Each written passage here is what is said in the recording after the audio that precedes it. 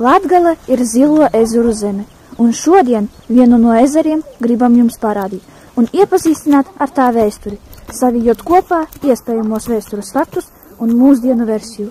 Šis ir Vaišļu ezers, tas atrodas Rezeknes novadā, Kaunatas pagastā.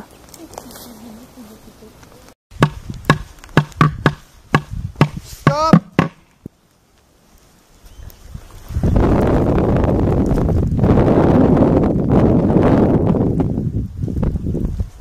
Ir agras pavasaris, Napoleona pulks nonāk pie ezera. Napoleons domīgs stāv krasta malā un domā, kur vēs savu pulku. Y a plus de chemin ici, on fait que traverse le lac. Allez-y!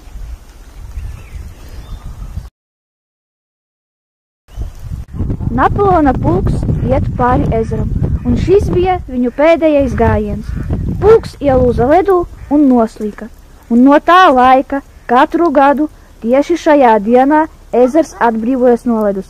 Sāceļas lieli viļņi, un balss no ezera brīdina netuvoties tam, un no salas atskan draudoša bungurību.